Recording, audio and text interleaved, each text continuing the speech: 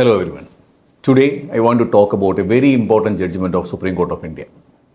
This case is about Tiger Global and how India taxes foreign investors. This judgment is not just about one company.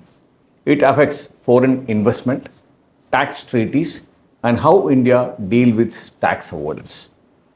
Now let's understand this step by step. Every country has the power to collect taxes, but that power must be exercised according to the law. India has signed tax treaties with many countries.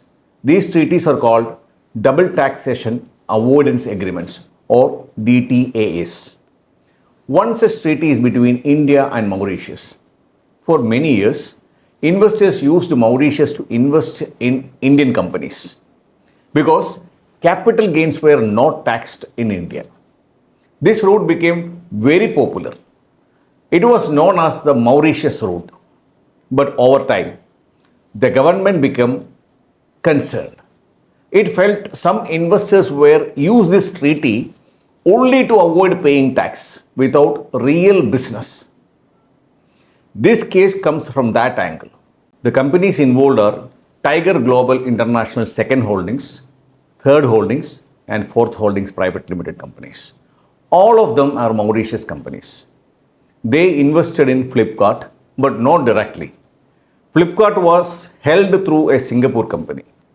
Later, when the Walmart acquired Flipkart, Tiger Global sold its shares and earned huge capital gains. The question arose, should India tax these capital gains or not? The tax department said these Mauritius companies are not independent. Real decisions of these companies are taken outside the Mauritius. They are only set up to take treaty benefits. So the department refused to give nil tax deduction certificates or TRCs. Tiger Global then went to Authority for Advanced Rulings, also called AAR. And what AAR decided? Let's see that. AAR took a very strong view. It said the real control of these Mauritian companies was not in Mauritius. The so-called Mauritius companies were just a conduit entities and the investment structure was designed mainly to avoid tax.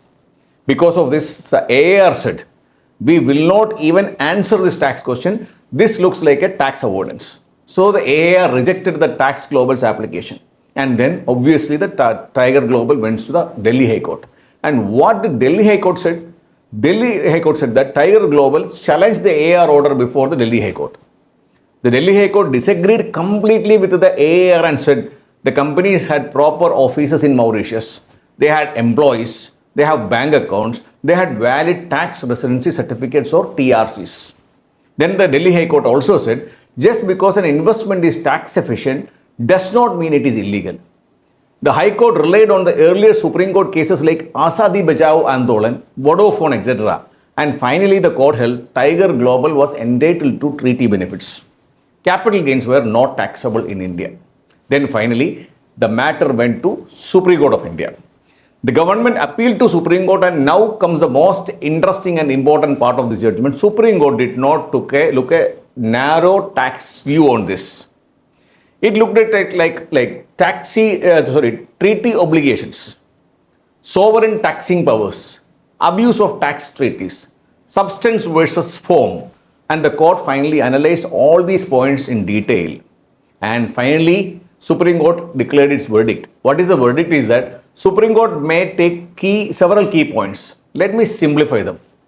First important point is that a tax treaty does not take away Indian sovereign power to tax. A treaty only allocates taxing rights between two countries. If a transaction is abusive, India can still examine it. Second important point is that a tax residency certificate or TRC is important, but it is not conclusive.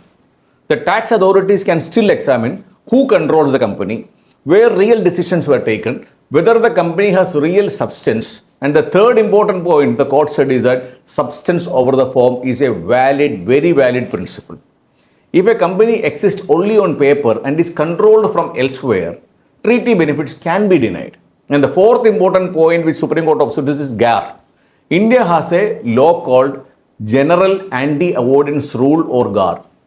GAAR applies from 1st April 2017 And Supreme Court made it clear, even if the investment was made earlier, the sale transaction after 2017 can still be examined under the GAAR. So the grandfathering is not automatic. And what is the final outcome? The Supreme Court set aside the High Court judgment. It restored the revenue's power to examine the transaction. In simple words, treaty benefits are not guaranteed. TRCs is not a shield. Real substance matters and tax avoidance will be scrutinized. And why this judgment is important? And this judgment sends a very clear message. India welcomes foreign investment, but India will not tolerate artificial structures created only to avoid the tax. And for investors, advisors and lawyers, this case is a very important turning point. And in going forward, structures must have real substance. Decision making must be genuine and treaty planning must be very careful. And this was the Tiger Global's judgments in simple terms. If you deal with international taxation, cross-border investments or treaty planning, this case is a must understand for you. And thank you very much for listening and see you in the next video. Thank you.